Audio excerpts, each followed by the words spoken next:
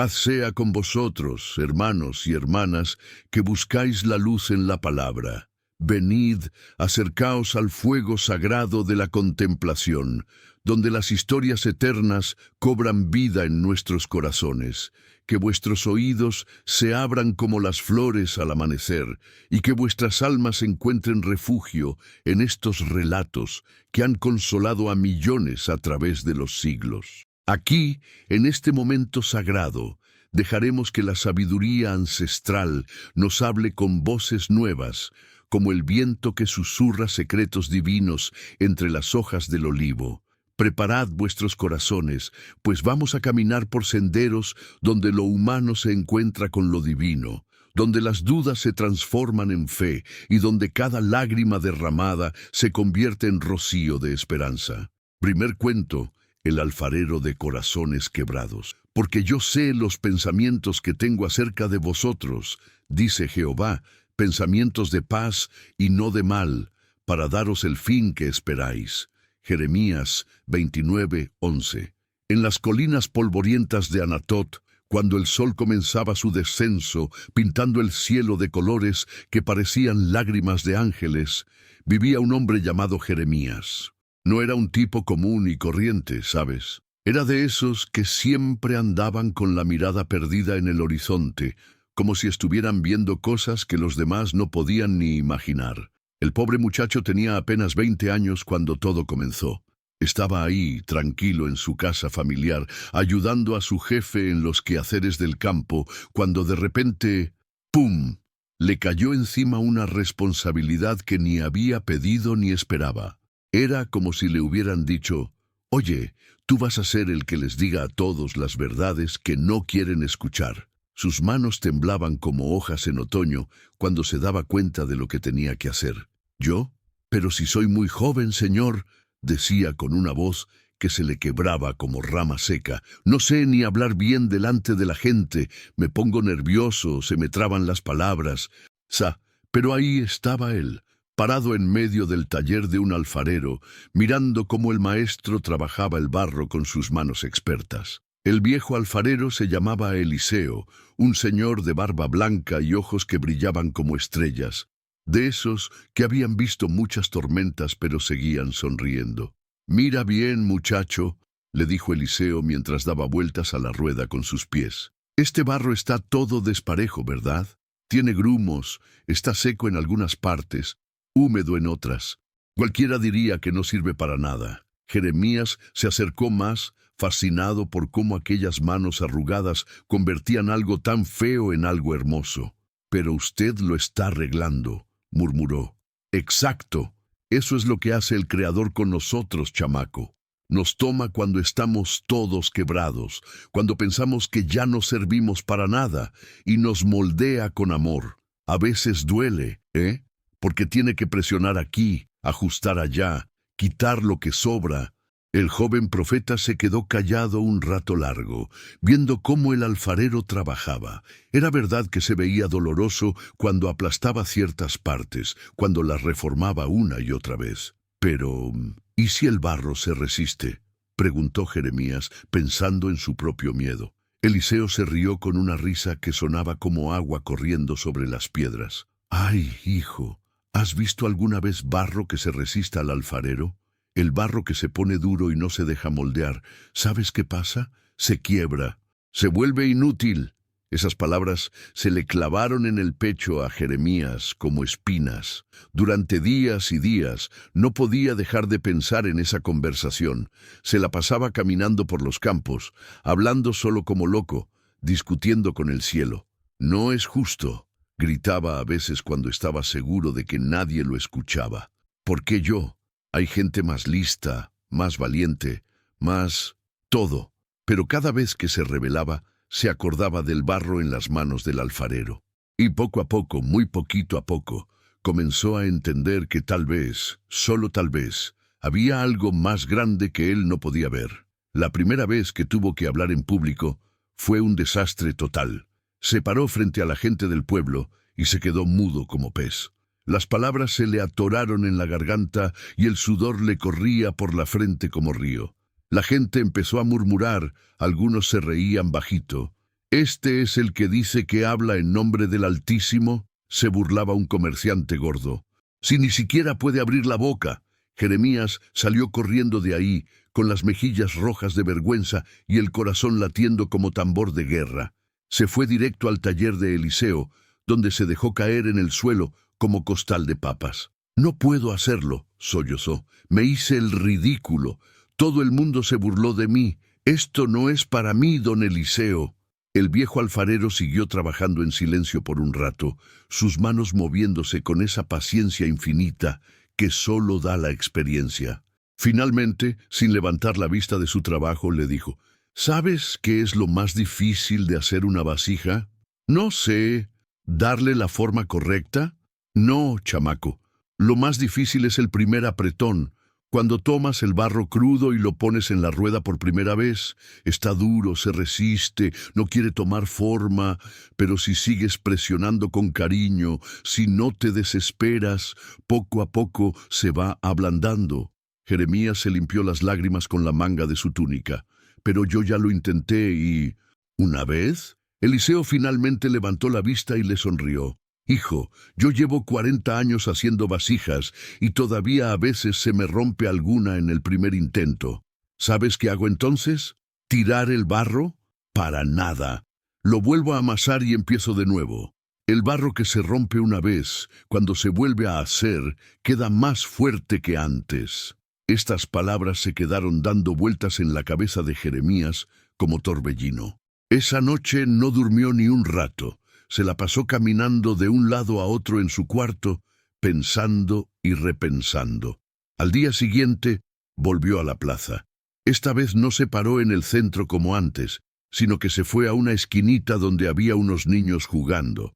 Se sentó con ellos y les empezó a contar historias sencillas sobre el amor del Creador. Los chiquillos lo escuchaban con los ojos bien abiertos, y poco a poco, algunos adultos se fueron acercando también. Pero la cosa no fue fácil, ¿eh? Por cada persona que lo escuchaba con respeto, había 5 que lo mandaban a freír espárragos. Le gritaban de todo, le tiraban piedras. Una vez hasta lo metieron a la cárcel por alborotar al pueblo. «¿Por qué sigues insistiendo?», le preguntaba su hermana mayor, preocupada por él. «Ya ves que la gente no te quiere escuchar. Búscate otro trabajo, cásate, ten hijos, vive tranquilo como todo el mundo».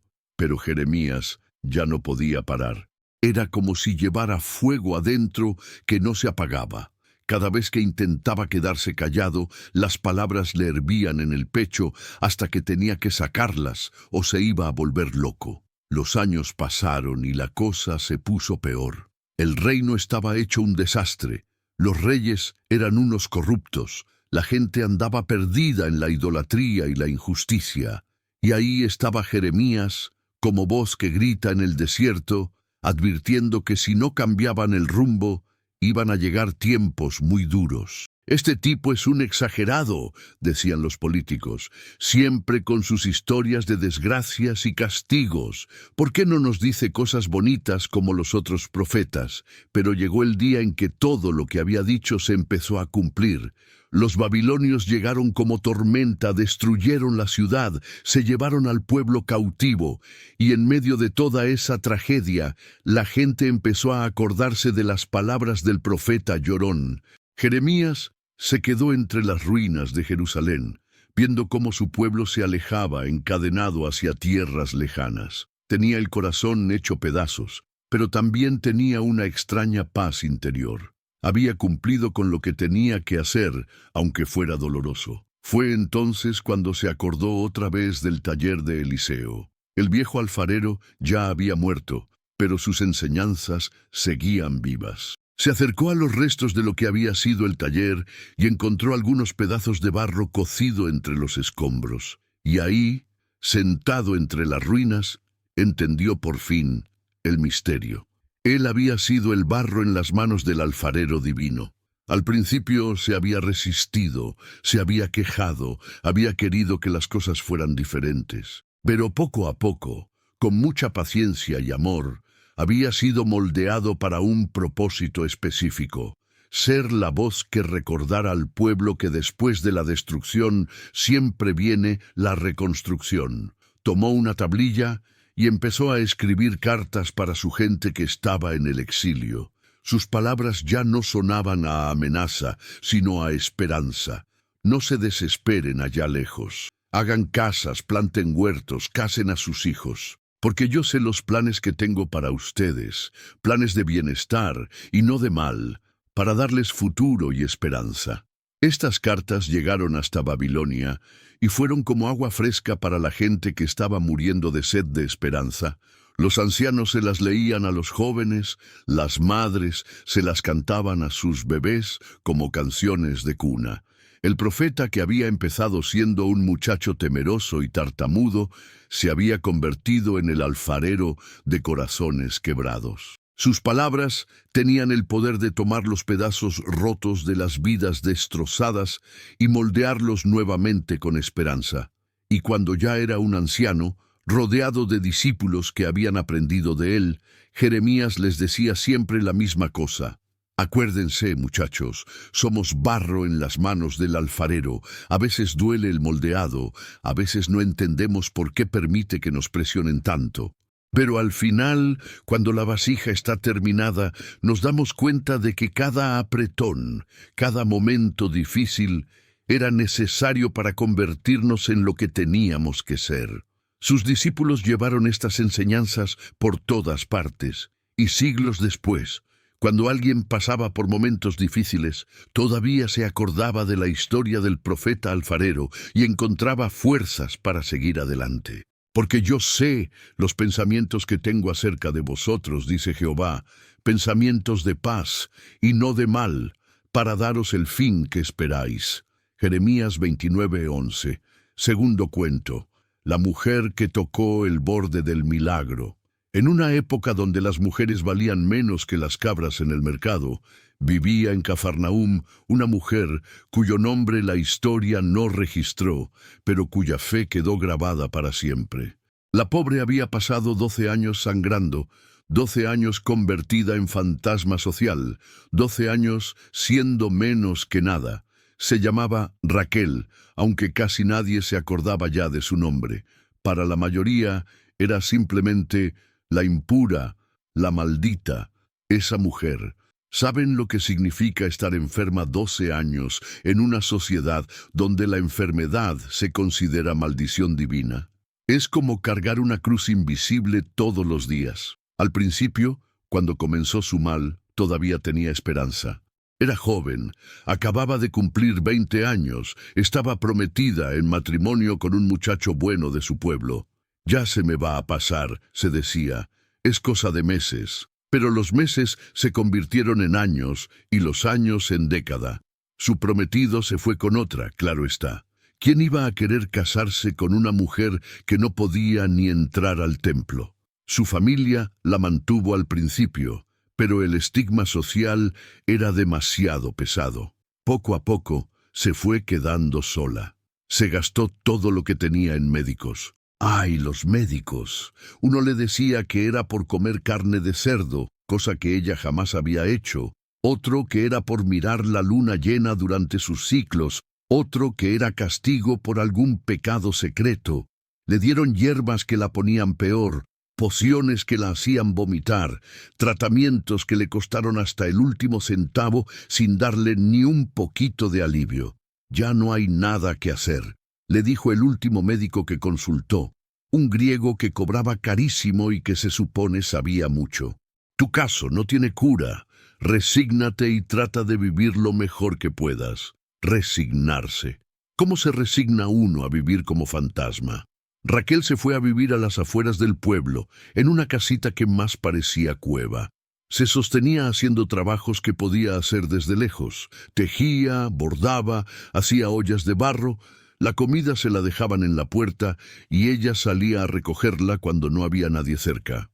Por las noches, cuando no podía dormir por el dolor y la tristeza, se ponía a escuchar las historias que contaban los viajeros que acampaban cerca del camino. Y fue así como empezó a oír hablar de un tal Jesús de Nazaret. hace milagros, decía un comerciante que venía de Galilea. Vi con mis propios ojos cómo sanó a un paralítico. Le dijo, levántate y camina, y el hombre se levantó. Puras invenciones, replicaba otro. Seguramente es uno de esos charlatanes que hacen trucos para sacarle dinero a la gente ingenua. Pero Raquel se agarró de esas historias como náufrago a tabla. Cada vez que alguien mencionaba al Nazareno, ella estiraba las orejas para no perderse ni una palabra. Empezó a soñar con él. Se lo imaginaba alto, con ojos bondadosos, con manos que sanaban con solo tocar. Si pudiera acercarme a él, se decía mientras trabajaba en sus bordados. Si pudiera, aunque sea, tocar su ropa. Un día, un muchacho que vendía pescado le gritó desde lejos, «Oye, Raquel, el maestro ese que hace milagros viene para acá. Dicen que llegará mañana». El corazón se le aceleró tanto que pensó que se iba a desmayar. Por fin, después de tanto tiempo soñando con esa posibilidad, por fin iba a tener su oportunidad. Pero también llegó el miedo. ¿Cómo iba a acercarse? Si la gente se daba cuenta de que ella estaba ahí, la iban a correr a pedradas. Según la ley religiosa, cualquier cosa que tocara quedaba impura. Si ella tocaba al maestro, él también quedaría impuro. Se pasó toda la noche dando vueltas, planeando. «Me meteré entre la multitud», decidió. «Nadie se va a dar cuenta. Me acerco por detrás, toco el borde de su manto y me desaparezco entre la gente». Al día siguiente se levantó tempranísimo y se puso su túnica más vieja con una capucha que le tapara bien la cara. El corazón le latía como tambor de guerra cuando se acercó al pueblo. Había muchísima gente. Venían de todas partes para ver al famoso maestro. «Perfecto», pensó. «Con tanta multitud, nadie me va a reconocer». Se metió entre la gente, empujando y siendo empujada. Era más difícil de lo que había pensado. Todos querían estar cerca del maestro, todos querían tocarlo, todos querían que lo sanara. Era como tratar de nadar contra la corriente. «Con permiso», gritaba, tratando de abrirse paso. «Déjenme pasar». Pero nadie le hacía caso. Un hombre grande la empujó y casi la tira al suelo. Una mujer la miró con desprecio y murmuró algo sobre gente que no sabe su lugar. Por un momento pensó en darse por vencida. Era imposible acercarse. Había demasiada gente, todos más fuertes que ella, todos con más derecho que ella de estar ahí. Pero entonces lo vio. No era como se lo había imaginado. No era particularmente alto, ni tenía una apariencia impresionante. Pero había algo en él. Una tranquilidad, una paz que se sentía aún en medio de todo ese caos. Sus ojos eran bondadosos, sí, pero también había en ellos una profundidad que daba un poquito de miedo. «Es él», murmuró para sí misma, «es él de verdad». Y con una determinación que no sabía que tenía, se las arregló para colarse entre la multitud como serpiente. Ya no le importó si la empujaban, si la pisaban, si la insultaban. Solo tenía una cosa en mente, llegar hasta él. Finalmente logró ponerse detrás de él. Estaba tan cerca que podía oír su respiración, podía oler el polvo del camino en su ropa. Le temblaban las manos como hojas en tormenta. «Solo el borde», se dijo. «Solo voy a tocar el borde de su manto». Y extendió la mano temblorosa. El momento en que sus dedos rozaron la tela fue como si la hubiera atravesado un rayo. Sintió como si todo su cuerpo se llenara de calor, como si una fuerza sanadora corriera por sus venas como río desbordado. Supo inmediatamente, sin lugar a dudas, que había sido sanada. 12 años de hemorragia cesaron en un instante. 12 años de dolor se desvanecieron como humo. 12 años de vergüenza se convirtieron en gozo indescriptible. «Ya está», pensó, con lágrimas de alegría corriendo por sus mejillas. «Por fin estoy libre». Su plan era desaparecer discretamente entre la multitud, pero entonces escuchó una voz que la paralizó. «¿Quién me ha tocado?». El maestro se había parado y estaba mirando a su alrededor con esos ojos que parecían ver hasta el alma. «Maestro», le dijo uno de sus discípulos, Hay multitudes que te empujan por todos lados. ¿Cómo preguntas quién te tocó? Alguien me tocó de manera diferente, insistió Jesús. Sentí que salió poder de mí. Raquel se quiso hacer invisible, pero era imposible. Sentía esos ojos buscándola entre la gente. Sabía que no había escapatoria. Con las rodillas temblando como gelatina, se abrió paso hacia él y se tiró al suelo a sus pies. Toda la multitud se quedó callada, expectante. «Fui yo, maestro», murmuró con voz quebrada. «Perdóname, sé que no debería haberme acercado. Soy impura, pero tenía tanta fe en que tú podrías sanarme». Y ahí, delante de toda esa gente, le contó toda su historia. 12 años de sufrimiento, 12 años de rechazo, 12 años de esperanza que se iba apagando poquito a poco. Le contó de los médicos inútiles, del dinero perdido, de la soledad terrible. Cuando terminó de hablar, había un silencio absoluto. Raquel no se atrevía a levantar la cara. Esperaba que la regañaran, que la corrieran, que la humillaran delante de todos. Pero entonces sintió una mano suave que le tocaba la cabeza. «Hija», dijo la voz más dulce que había escuchado en su vida, «tu fe te ha sanado. Vete en paz y queda sana de tu enfermedad». Levantó la cara y se encontró con unos ojos llenos de compasión y ternura. No había reproche en ellos, no había disgusto, solo amor puro. «Hija», pensó, «¿me llamó hija?» Hacía tanto tiempo que nadie la trataba con cariño, que nadie la veía como persona, que casi había olvidado lo que se sentía ser querida. La multitud comenzó a murmurar. Algunos estaban asombrados por el milagro. Otros estaban escandalizados porque Jesús no se había enojado por haber sido tocado por una mujer impura. Pero a Raquel ya no le importaba lo que dijera la gente. Se levantó del suelo, como si tuviera alas. Se limpió las lágrimas y por primera vez en 12 años caminó con la cabeza en alto por las calles de su pueblo. La noticia de su sanidad se extendió como incendio. La gente que antes la evitaba ahora se le acercaba para tocarla, como si la sanidad fuera contagiosa. Su familia, que la había abandonado, de repente quería reconciliarse con ella. Pero lo más hermoso era que ahora podía entrar al templo de nuevo. Podía participar en las ceremonias, podía ser parte de la comunidad otra vez. Se dedicó el resto de su vida a contar su historia. Dondequiera que iba, les contaba a las mujeres sobre el maestro que no discriminaba, que no juzgaba, que tenía poder para sanar no solo el cuerpo, sino también el alma. «No tengan miedo de acercarse a él», les decía, «aunque todos les digan que no tienen derecho». Aunque la sociedad las haga sentir menos que nada, él las ve como hijas amadas. Sus palabras llegaron a muchísimas mujeres que estaban pasando por situaciones similares. Algunas tenían enfermedades, otras simplemente cargaban con el peso de ser consideradas ciudadanas de segunda clase. Y cuando Raquel ya era anciana, rodeada de discípulas que habían aprendido de su ejemplo de fe, siempre terminaba sus historias con la misma frase: «Recuerden, niñas, a veces lo único que necesitamos es tocar el borde del milagro. La fe más pequeñita puede mover montañas más grandes». Su legado se transmitió de generación en generación. Madres que contaban a sus hijas sobre la mujer valiente que se atrevió a creer cuando todos le decían que no tenía esperanza.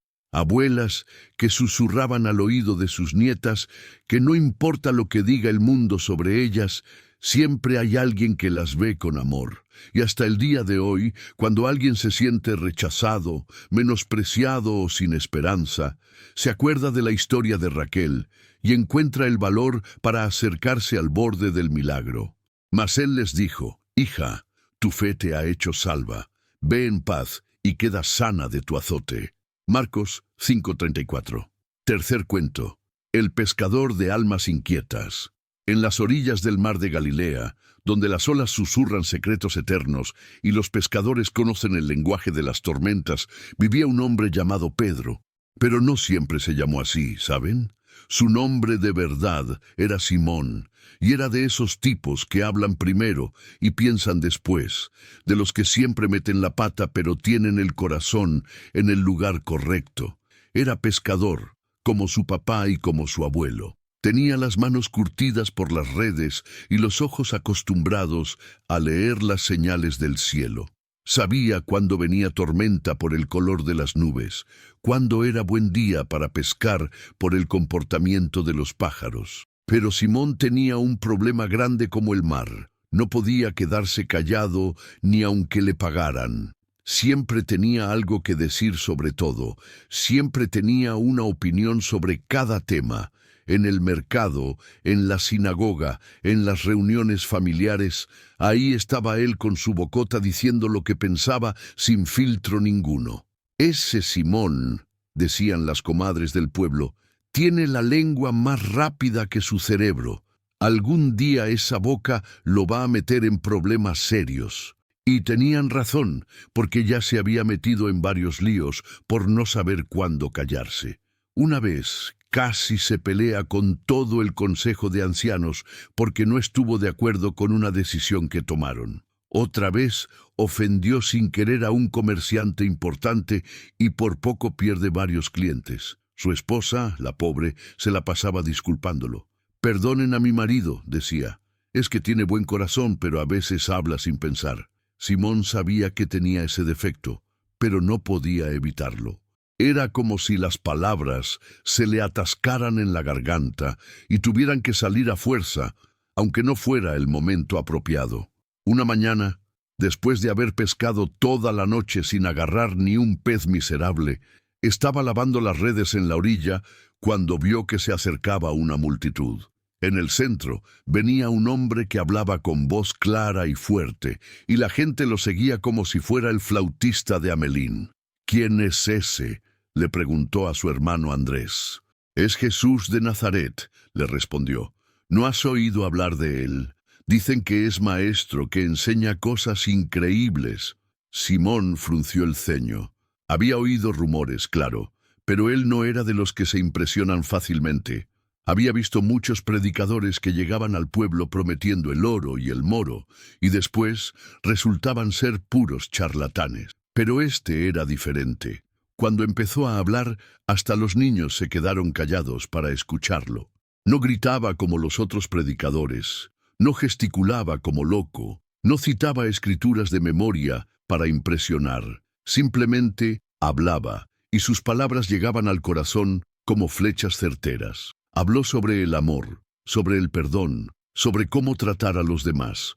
Pero lo que más le llegó a Simón fue cuando habló sobre los errores. «Los que creen que son perfectos», dijo, «esos no necesitan médico. Pero yo vine a buscar a los que saben que están enfermos, a los que reconocen que necesitan ayuda». «Ese soy yo», pensó Simón.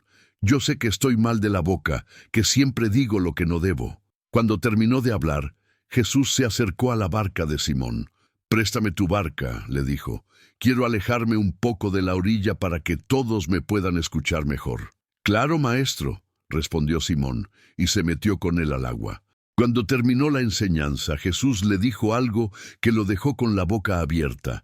«Rema hacia lo profundo y echen las redes para pescar». «Maestro», le respondió Simón, y aquí viene lo típico de él. No se pudo quedar callado. «Hemos estado pescando toda la noche y no pescamos nada. En esta hora del día, con este sol, es casi imposible que haya peces. Además, ya lavé las redes y...» Pero entonces se paró en seco. Se dio cuenta de que otra vez estaba hablando de más, contradiciendo a alguien que acababa de demostrar tener una sabiduría especial. «Pero», agregó, tragándose el orgullo, «si tú lo dices, echaré la red». Y vaya sorpresa que se llevó. La red se llenó tanto de peces que casi se rompe, tanto que tuvieron que pedirle ayuda a otra barca para no hundirse con el peso. Simón se quedó pasmado. Llevaba años pescando en esas aguas, conocía cada rincón, cada hora, cada temporada, pero nunca había visto algo así. Se tiró a los pies de Jesús, temblando. «Apártate de mí, Señor», le dijo, porque soy hombre pecador. Y ahí estaba de nuevo, hablando sin pensar. ¿Cómo se le ocurre decirle a alguien que se aparte y encima alguien que acababa de hacer un milagro por él? Pero Jesús se rió con una risa cálida que sonaba como música. No temas, le dijo, desde ahora serás pescador de hombres. ¿Pescador de hombres?, pensó Simón. ¿Qué significa eso? ¿Y cómo voy a pescar hombres si no puedo ni controlar mi lengua? Durante los siguientes meses, Simón siguió a Jesús por todas partes y siguió metiendo la pata una y otra vez. Cuando Jesús les preguntó quién decía la gente que era él, Simón se apuró a responder, «Tú eres el Cristo, el Hijo del Dios viviente». Y Jesús lo felicitó. Le dijo que esa revelación venía del cielo, que era bienaventurado. Simón se sintió orgulloso, inflado como globo. Pero 5 minutos después, cuando Jesús empezó a hablar de que tenía que sufrir y morir, Simón no se pudo controlar. «Señor, ten compasión de ti mismo, en ninguna manera esto te acontezca». Y ahí lo regañó durísimo. «Quítate de delante de mí, Satanás, me eres tropiezo, porque no pones la mira en las cosas de Dios, sino en las de los hombres». Pobre Simón, de ser bienaventurado a ser llamado Satanás en menos de 10 minutos, todo por no poder quedarse callado cuando debería. Pero lo más vergonzoso de todo pasó la noche antes de que mataran a Jesús. Habían estado en una cena especial, muy emotiva, donde el maestro les había dicho que uno de ellos lo iba a traicionar. «Aunque todos te abandonen», le dijo Simón con su típica impulsividad, «yo jamás te abandonaré. Estoy dispuesto a ir contigo hasta la cárcel y hasta la muerte». «Simón, Simón», le respondió Jesús con tristeza, «Satanás os ha pedido para zarandearos como a trigo. Pero yo he rogado por ti, que tu fe no falte, y tú, una vez vuelto, confirma a tus hermanos». Pero Simón no entendió. Estaba tan seguro de sí mismo, tan convencido de que su valentía era inquebrantable. Esa misma noche, cuando vinieron a arrestar a Jesús, Simón sacó la espada y le cortó la oreja a uno de los soldados. Otra vez, actuando sin pensar, Jesús tuvo que sanear al hombre y regañar a Simón por su violencia. Y luego, cuando estaban juzgando a Jesús, pasó lo peor. Una criada lo reconoció. Este también estaba con él. Y Simón, el valiente que había prometido morir por su maestro, se acobardó. «Mujer, no lo conozco». 2 veces más lo acusaron, y 2 veces más lo negó. La tercera vez hasta maldijo y juró que no conocía al hombre. En ese momento cantó el gallo, y Jesús, que estaba siendo juzgado, volteó y lo miró. No fue una mirada de reproche, sino de tristeza profunda, como la de un padre que ve a su hijo tomar el camino equivocado. Simón salió de ahí y lloró como no había llorado en su vida. No eran lágrimas de pena, sino de vergüenza total. Había fallado de la manera más miserable posible. Todo lo que había prometido, toda su valentía de boca, se había desmoronado al primer temor real. «Soy un fracaso», sollozaba. «Soy un cobarde, un mentiroso, un bocón que no sirve para nada. ¿Cómo me voy a atrever a llamarme discípulo después de esto?» Se escondió durante días, sin poder ver a nadie a los ojos, sin poder ni comer bien. Había tocado fondo de la manera más dolorosa. Pero entonces llegaron las noticias más increíbles que había escuchado en su vida. Jesús había resucitado. Las mujeres decían que habían visto el sepulcro vacío, que habían hablado con él. «No puede ser», pensaba Simón. «Yo lo vi morir. Yo vi cómo lo torturaron». Pero Juan llegó corriendo a buscarlo. «Pedro, Pedro, es verdad, está vivo». Y ahí fue cuando se dio cuenta de algo curioso. Juan lo había llamado Pedro, no Simón. Recordó que Jesús le había puesto ese apodo desde el principio, Pedro, que significa piedra. En ese momento le había parecido gracioso porque él se sentía cualquier cosa menos una piedra firme. Era más bien como arena movediza, cambiando de opinión y metiendo la pata constantemente. Corrieron hacia el sepulcro y efectivamente estaba vacío. Las vendas estaban ahí, pero el cuerpo no. Los días siguientes fueron una montaña rusa de emociones. Jesús se les apareció varias veces, pero Simón no se atrevía a hablarle. ¿Qué le iba a decir? ¿Cómo iba a disculparse por haberlo negado 3 veces? Una mañana, después de haber pescado toda la noche sin agarrar nada, otra vez, vieron a un hombre en la orilla que les gritó: «Muchachos, ¿no tienen pescado?» «No», le respondieron. «Echen la red a la derecha de la barca y hallarán». Juan fue el primero en darse cuenta: «¡Es el Señor!» Y Pedro, en un impulso típico suyo, se tiró al agua vestido y todo para llegar más rápido a la orilla. Cuando llegaron, Jesús tenía pescado asándose en las brasas y pan preparado. Los invitó a desayunar como si nada hubiera pasado, como si Pedro no lo hubiera negado, como si todo siguiera igual. Pero después del desayuno, Jesús se acercó a Pedro y le hizo una pregunta que le llegó hasta los huesos. «Simón, hijo de Jonás, ¿me amas más que estos?» Fíjense que no le dijo Pedro, sino Simón, como regresándolo a su identidad original para empezar de nuevo. «Sí, Señor», respondió Pedro, «tú sabes que te amo. Apacienta mis corderos». 2 veces más le preguntó lo mismo, y Pedro se entristeció, porque le preguntaba por 3ª vez. Entendió que era por las 3 veces que lo había negado. Cada pregunta era una oportunidad de borrar cada negación. «Señor», le dijo finalmente, «tú lo sabes todo, tú sabes que te amo. Apacienta mis ovejas». Y fue en ese momento cuando Pedro entendió todo. Jesús no lo estaba castigando, lo estaba restaurando. No lo estaba rechazando por sus errores, lo estaba preparando para su verdadera misión. «Pedro», le dijo entonces, volviendo a usar su nuevo nombre, «cuando eras más joven te ceñías e ibas a donde querías, mas cuando ya seas viejo, extenderás tus manos, y te ceñirá otro, y te llevará a donde no quieras». Pedro entendió que le estaba profetizando que moriría como mártir, pero ya no le dio miedo. Había aprendido que no se trataba de su valentía humana, sino de depender de la fuerza que venía de arriba. 50 días después, en la fiesta de Pentecostés, pasó algo increíble. Pedro, el mismo que antes se acobardaba ante una sirvienta, se paró delante de miles de personas y predicó con una autoridad y una elocuencia que él mismo no sabía que tenía. «Israelitas, oíd estas palabras», gritó con voz que se oía hasta el final de la multitud, y empezó a contar la historia de Jesús con una pasión y una claridad que dejó a todos con la boca abierta. 3,000 personas se convirtieron ese día. 3,000.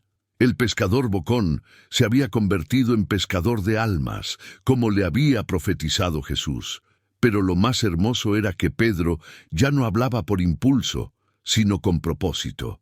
Ya no decía lo primero que se le ocurría, sino que sus palabras estaban llenas de sabiduría y amor. Cuando las autoridades religiosas lo arrestaron y lo amenazaron para que dejara de predicar, Pedro respondió con una firmeza que sorprendió hasta a sus captores. «Es necesario obedecer a Dios antes que a los hombres». Este era el mismo hombre que había negado conocer a Jesús por miedo a una criada, pero ahora no le tenía miedo ni al sumo sacerdote. Los años pasaron y Pedro se convirtió en el líder de la iglesia primitiva. Su casa se volvió centro de reunión. Su voz se volvió la que guiaba a los primeros cristianos en las decisiones difíciles. Escribía cartas a las iglesias que estaban pasando por persecución, y siempre les recordaba lo mismo: no se avergüencen de sus errores pasados. Dios puede usar hasta los fracasos más grandes para sus propósitos más hermosos. Tenía una manera especial de consolar a los que habían fallado, porque él sabía lo que era tocar fondo. «Yo negué a mi maestro 3 veces», les decía, «y miren lo que Dios hizo conmigo. Si él pudo usarme a mí, puede usar a cualquiera». Sus discípulos más jóvenes a veces le preguntaban cuál era el secreto de su transformación. No hay secreto, les respondía con una sonrisa. Solo acepté que soy un hombre quebrado que necesita la gracia de Dios todos los días.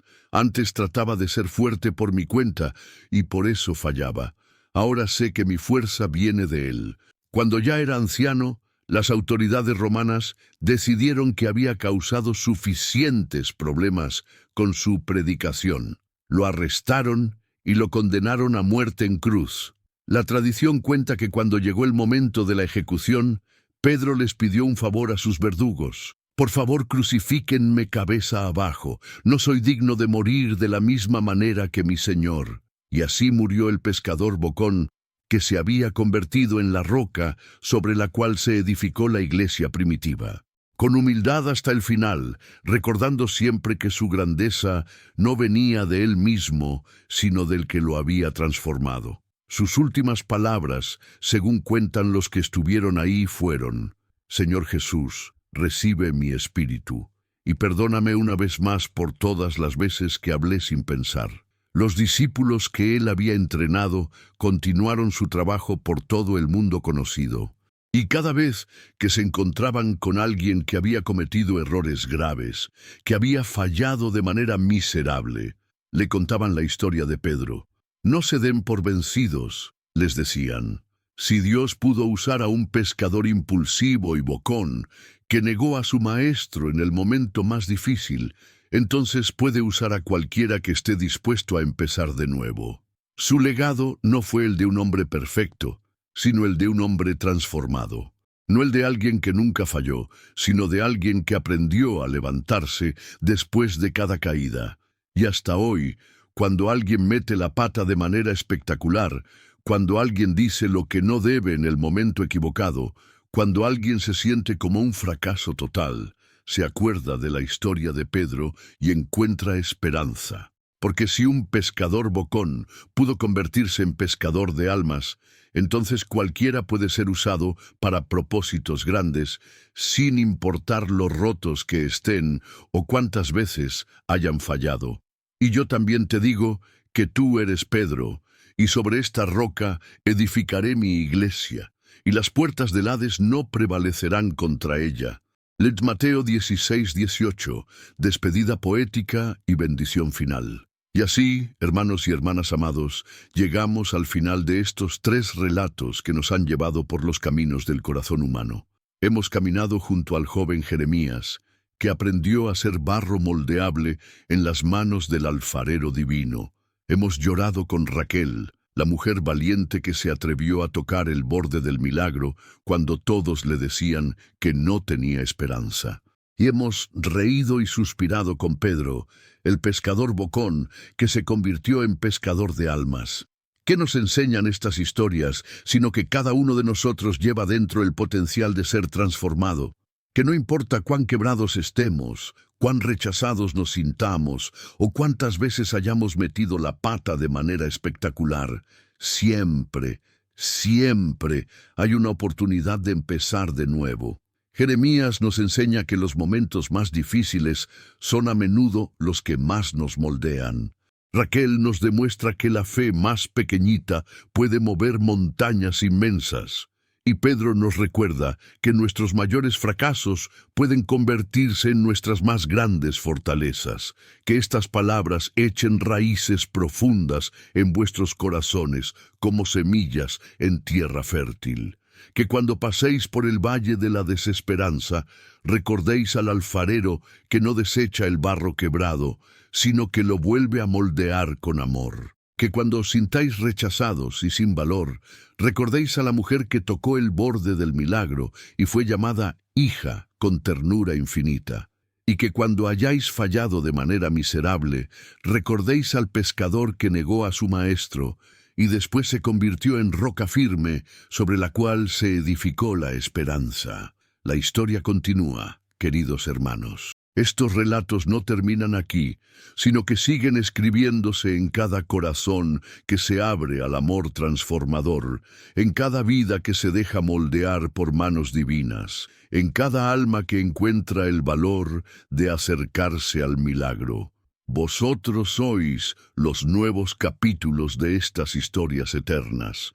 Vosotros sois el barro que puede ser moldeado, la fe que puede tocar lo imposible, las piedras que pueden convertirse en rocas firmes.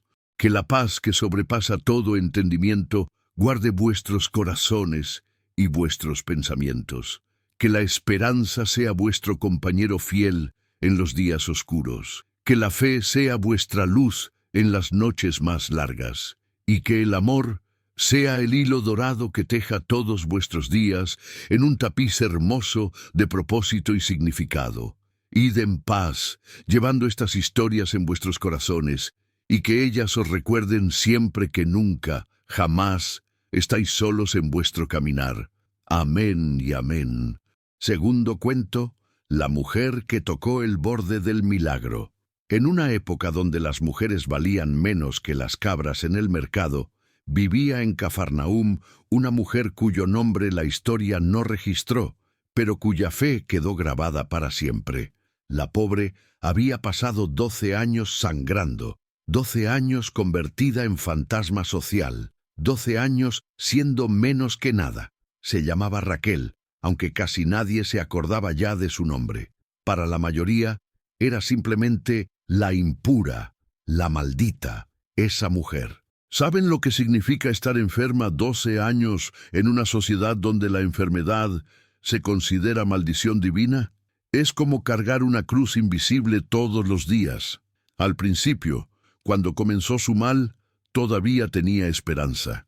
Era joven, acababa de cumplir 20 años, estaba prometida en matrimonio con un muchacho bueno de su pueblo.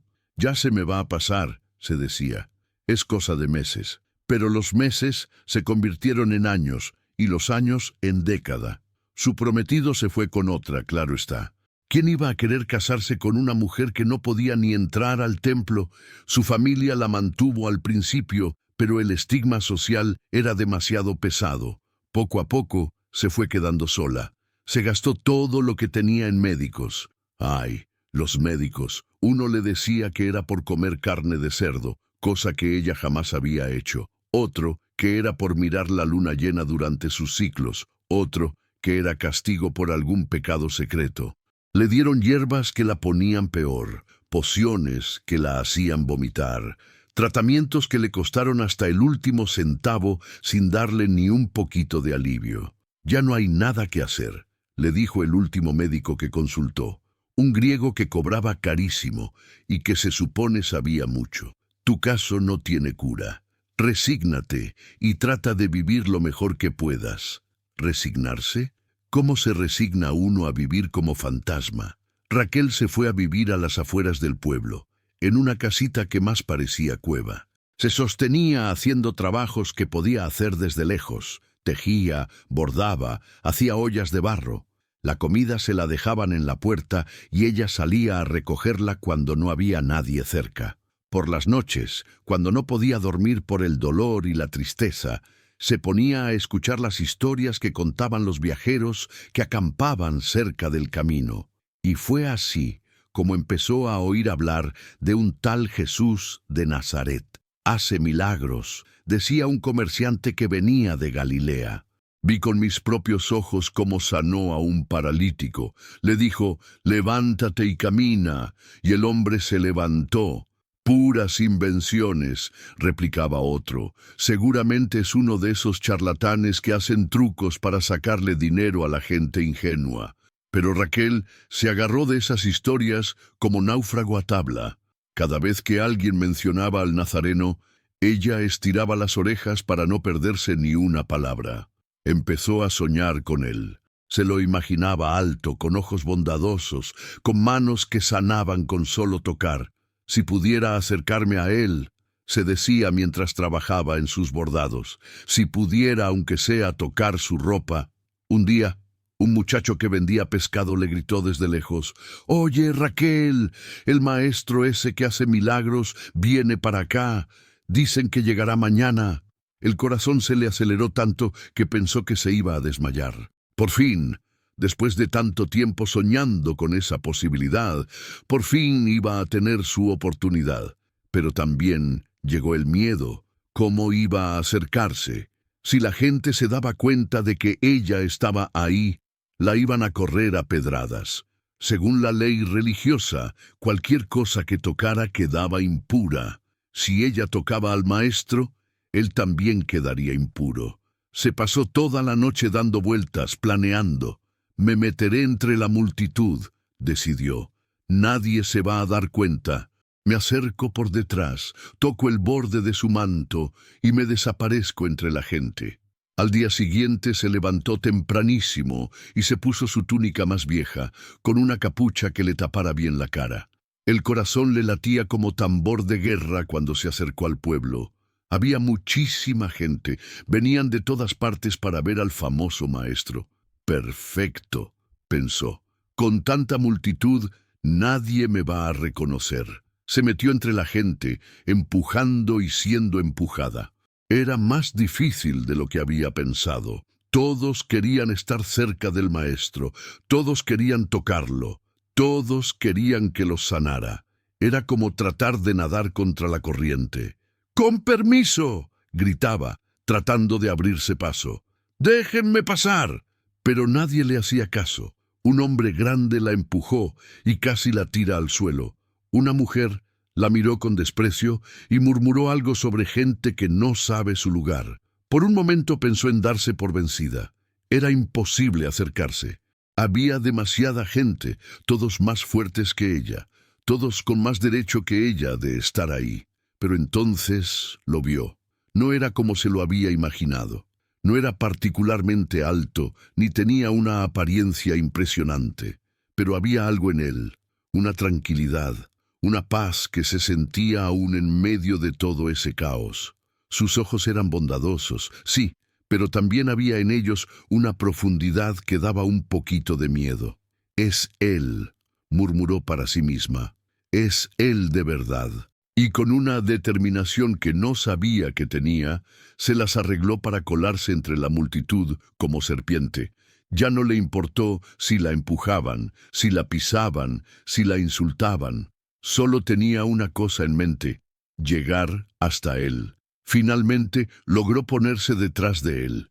Estaba tan cerca que podía oír su respiración, podía oler el polvo del camino en su ropa.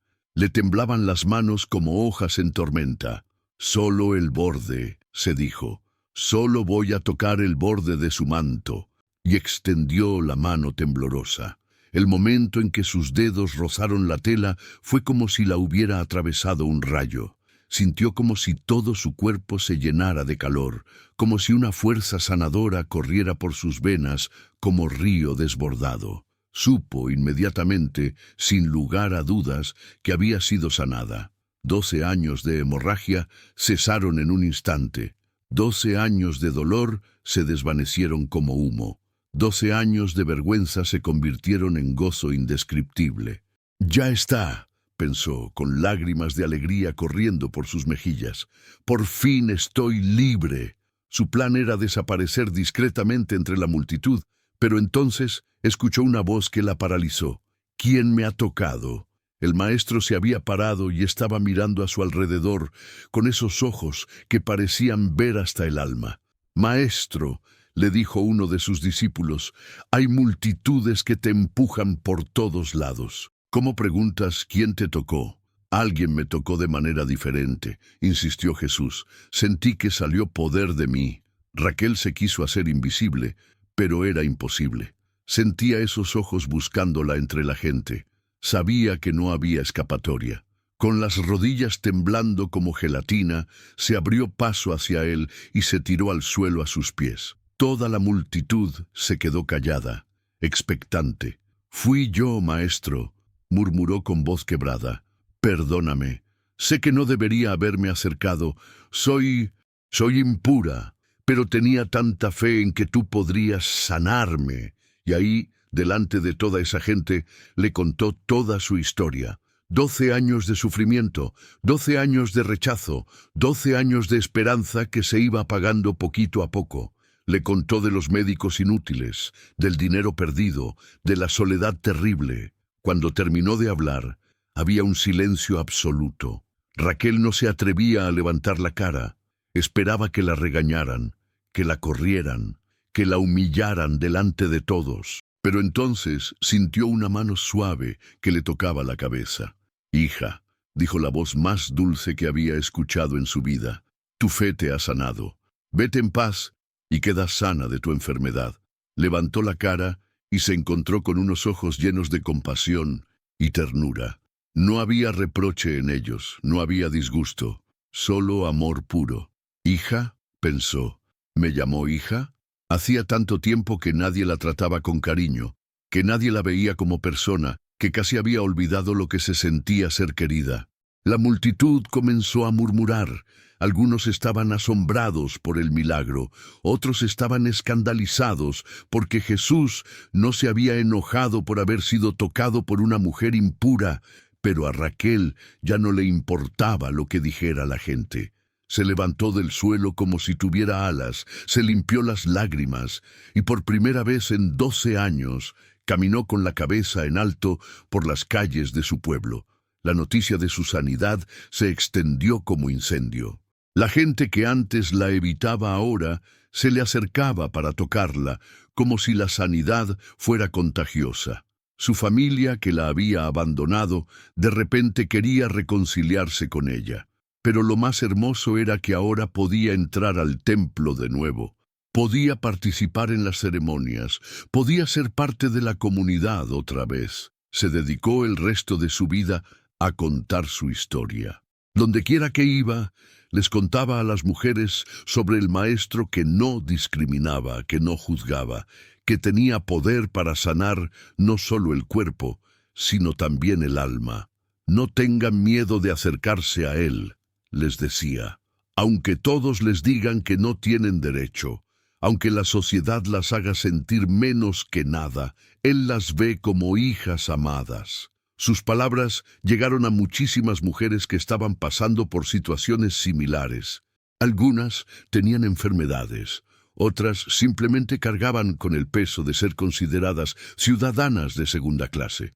Y cuando Raquel ya era anciana, rodeada de discípulas que habían aprendido de su ejemplo de fe, siempre terminaba sus historias con la misma frase: «Recuerden, niñas, a veces lo único que necesitamos es tocar el borde del milagro. La fe más pequeñita puede mover montañas más grandes». Su legado se transmitió de generación en generación. Madres que contaban a sus hijas sobre la mujer valiente que se atrevió a creer cuando todos le decían que no tenía esperanza.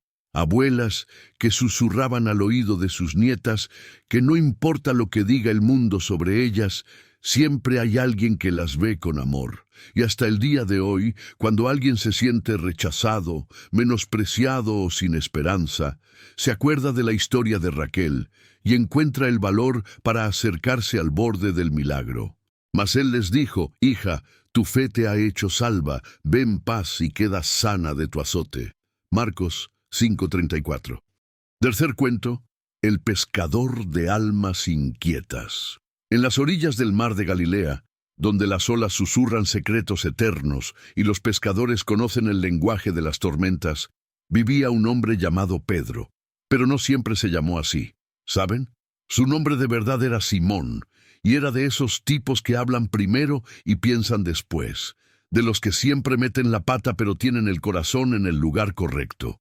Era pescador, como su papá y como su abuelo. Tenía las manos curtidas por las redes y los ojos acostumbrados a leer las señales del cielo. Sabía cuándo venía tormenta por el color de las nubes, cuándo era buen día para pescar por el comportamiento de los pájaros. Pero Simón tenía un problema grande como el mar. No podía quedarse callado ni aunque le pagaran. Siempre tenía algo que decir sobre todo, siempre tenía una opinión sobre cada tema. En el mercado, en la sinagoga, en las reuniones familiares, ahí estaba él con su bocota diciendo lo que pensaba sin filtro ninguno. «Ese Simón», decían las comadres del pueblo, «tiene la lengua más rápida que su cerebro». Algún día esa boca lo va a meter en problemas serios. Y tenían razón, porque ya se había metido en varios líos por no saber cuándo callarse. Una vez casi se pelea con todo el Consejo de Ancianos porque no estuvo de acuerdo con una decisión que tomaron. Otra vez ofendió sin querer a un comerciante importante y por poco pierde varios clientes. Su esposa, la pobre, se la pasaba disculpándolo. «Perdonen a mi marido», decía. «Es que tiene buen corazón, pero a veces habla sin pensar». Simón sabía que tenía ese defecto, pero no podía evitarlo. Era como si las palabras se le atascaran en la garganta y tuvieran que salir a fuerza, aunque no fuera el momento apropiado. Una mañana, después de haber pescado toda la noche sin agarrar ni un pez miserable, estaba lavando las redes en la orilla cuando vio que se acercaba una multitud. En el centro venía un hombre que hablaba con voz clara y fuerte, y la gente lo seguía como si fuera el flautista de Hamelín. «¿Quién es ese?», le preguntó a su hermano Andrés. «Es Jesús de Nazaret», le respondió. «¿No has oído hablar de él? Dicen que es maestro, que enseña cosas increíbles». Simón frunció el ceño. Había oído rumores, claro, pero él no era de los que se impresionan fácilmente. Había visto muchos predicadores que llegaban al pueblo prometiendo el oro y el moro, y después resultaban ser puros charlatanes. Pero este era diferente. Cuando empezó a hablar, hasta los niños se quedaron callados para escucharlo.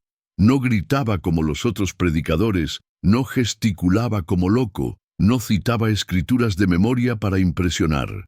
Simplemente hablaba, y sus palabras llegaban al corazón como flechas certeras. Habló sobre el amor, sobre el perdón, sobre cómo tratar a los demás. Pero lo que más le llegó a Simón fue cuando habló sobre los errores. «Los que creen que son perfectos», dijo, «esos no necesitan médico, pero yo vine a buscar a los que saben que están enfermos, a los que reconocen que necesitan ayuda». «Ese soy yo», pensó Simón. «Yo sé que estoy mal de la boca, que siempre digo lo que no debo». Cuando terminó de hablar, Jesús se acercó a la barca de Simón. «Préstame tu barca», le dijo. «Quiero alejarme un poco de la orilla para que todos me puedan escuchar mejor». «Claro, maestro», respondió Simón, y se metió con él al agua. Cuando terminó la enseñanza, Jesús le dijo algo que lo dejó con la boca abierta. «Rema hacia lo profundo y echen las redes para pescar». «Maestro», le respondió Simón, y aquí viene lo típico de él. No se pudo quedar callado. «Hemos estado pescando toda la noche y no pescamos nada. En esta hora del día, con este sol, es casi imposible que haya peces. Además, ya lavé las redes y...». Pero entonces se paró en seco. Se dio cuenta de que otra vez estaba hablando de más, contradiciendo a alguien que acababa de demostrar tener una sabiduría especial. «Pero», agregó, tragándose el orgullo, «si tú lo dices, echaré la red». Y vaya sorpresa que se llevó. La red se llenó tanto de peces que casi se rompe, tanto que tuvieron que pedirle ayuda a otra barca para no hundirse con el peso. Simón se quedó pasmado. Llevaba años pescando en esas aguas, conocía cada rincón, cada hora, cada temporada, pero nunca había visto algo así. Se tiró a los pies de Jesús, temblando. «Apártate de mí, Señor», le dijo, «porque soy hombre pecador». Y ahí estaba de nuevo, hablando sin pensar. ¿Cómo se le ocurre decirle a alguien que se aparte y encima a alguien que acababa de hacer un milagro por él? Pero Jesús se rió con una risa cálida que sonaba como música. «No temas», le dijo, «desde ahora serás pescador de hombres». «¿Pescador de hombres?», pensó Simón. «¿Qué significa eso? ¿Y cómo voy a pescar hombres si no puedo ni controlar mi lengua?». Durante los siguientes meses, Simón siguió a Jesús por todas partes, y siguió metiendo la pata una y otra vez. Cuando Jesús les preguntó quién decía a la gente que era él, Simón se apuró a responder: «Tú eres el Cristo, el Hijo del Dios viviente». Y Jesús lo felicitó. Le dijo que esa revelación venía del cielo, que era bienaventurado. Simón se sintió orgulloso, inflado como globo. Pero 5 minutos después, cuando Jesús empezó a hablar de que tenía que sufrir y morir, Simón no se pudo controlar. Señor, ten compasión de ti mismo, en ninguna manera esto te acontezca. Y ahí lo regañó durísimo. Quítate de delante de mí, Satanás, me eres tropiezo, porque no pones la mira en las cosas de Dios, sino en las de los hombres. Pobre Simón, de ser bienaventurado a ser llamado Satanás en menos de 10 minutos, todo por no poder quedarse callado cuando debería. Pero lo más vergonzoso de todo pasó la noche antes de que mataran a Jesús. Habían estado en una cena especial, muy emotiva, donde el maestro les había dicho que uno de ellos lo iba a traicionar. Aunque todos te abandonen, le dijo Simón con su típica impulsividad, yo jamás te abandonaré. Estoy dispuesto a ir contigo hasta la cárcel y hasta la muerte. Simón, Simón, le respondió Jesús con tristeza, Satanás os ha pedido para zarandearos como a trigo. Pero yo he rogado por ti, que tu fe no falte, y tú, una vez vuelto, confirma a tus hermanos. Pero Simón no entendió. Estaba tan seguro de sí mismo, tan convencido de que su valentía era inquebrantable. Esa misma noche, cuando vinieron a arrestar a Jesús, Simón sacó la espada y le cortó la oreja a uno de los soldados. Otra vez, actuando sin pensar, Jesús tuvo que sanear al hombre y regañar a Simón por su violencia. Y luego, cuando estaban juzgando a Jesús, pasó lo peor. Una criada lo reconoció. Este también estaba con él. Y Simón, el valiente que había prometido morir por su maestro, se acobardó. Mujer, no lo conozco. 2 veces más lo acusaron, y 2 veces más lo negó. La tercera vez hasta maldijo y juró que no conocía al hombre. En ese momento cantó el gallo, y Jesús, que estaba siendo juzgado, volteó y lo miró. No fue una mirada de reproche, sino de tristeza profunda, como la de un padre que ve a su hijo tomar el camino equivocado. Simón salió de ahí y lloró como no había llorado en su vida. No eran lágrimas de pena, sino de vergüenza total. Había fallado de la manera más miserable posible. Todo lo que había prometido, toda su valentía de boca, se había desmoronado al primer temor real. Soy un fracaso, sollozaba. Soy un cobarde, un mentiroso, un bocón que no sirve para nada. ¿Cómo me voy a atrever a llamarme discípulo después de esto? Se escondió durante días, sin poder ver a nadie a los ojos, sin poder ni comer bien. Había tocado fondo de la manera más dolorosa, pero entonces llegaron las noticias más increíbles que había escuchado en su vida. Jesús había resucitado. Las mujeres decían que habían visto el sepulcro vacío, que habían hablado con él. No puede ser, pensaba Simón. Yo lo vi morir. Yo vi cómo lo torturaron. Pero Juan llegó corriendo a buscarlo. Pedro, Pedro, es verdad, está vivo. Y ahí fue cuando se dio cuenta de algo curioso. Juan lo había llamado Pedro, no Simón. Recordó que Jesús le había puesto ese apodo desde el principio, Pedro, que significa piedra. En ese momento le había parecido gracioso porque él se sentía cualquier cosa menos una piedra firme. Era más bien como arena movediza, cambiando de opinión y metiendo la pata constantemente. Corrieron hacia el sepulcro y efectivamente estaba vacío. Las vendas estaban ahí, pero el cuerpo no. Los días siguientes fueron una montaña rusa de emociones. Jesús se les apareció varias veces, pero Simón no se atrevía a hablarle. ¿Qué le iba a decir? ¿Cómo iba a disculparse por haberlo negado 3 veces? Una mañana, después de haber pescado toda la noche sin agarrar nada. Otra vez, vieron a un hombre en la orilla que les gritó, «Muchachos, ¿no tienen pescado?» «No», le respondieron. «Echen la red a la derecha de la barca y hallarán». Juan fue el primero en darse cuenta, «¡Es el Señor!» Y Pedro, en un impulso típico suyo, se tiró al agua vestido y todo para llegar más rápido a la orilla. Cuando llegaron, Jesús tenía pescado asándose en las brasas y pan preparado. Los invitó a desayunar como si nada hubiera pasado, como si Pedro no lo hubiera negado, como si todo siguiera igual. Pero después del desayuno, Jesús se acercó a Pedro y le hizo una pregunta que le llegó hasta los huesos. Simón, hijo de Jonás, ¿me amas más que estos? Fíjense que no le dijo Pedro, sino Simón, como regresándolo a su identidad original para empezar de nuevo. Sí, Señor, respondió Pedro, tú sabes que te amo. Apacienta mis corderos. 2 veces más le preguntó lo mismo, y Pedro se entristeció, porque le preguntaba por tercera vez. Entendió que era por las 3 veces que lo había negado. Cada pregunta era una oportunidad de borrar cada negación. Señor, le dijo finalmente, tú lo sabes todo, tú sabes que te amo. Apacienta mis ovejas. Y fue en ese momento cuando Pedro entendió todo. Jesús no lo estaba castigando, lo estaba restaurando. No lo estaba rechazando por sus errores, lo estaba preparando para su verdadera misión. Pedro, le dijo entonces, volviendo a usar su nuevo nombre, cuando eras más joven te ceñías e ibas a donde querías, mas cuando ya seas viejo, extenderás tus manos, y te ceñirá otro, y te llevará a donde no quieras. Pedro entendió que le estaba profetizando que moriría como mártir, pero ya no le dio miedo. Había aprendido que no se trataba de su valentía humana, sino de depender de la fuerza que venía de arriba.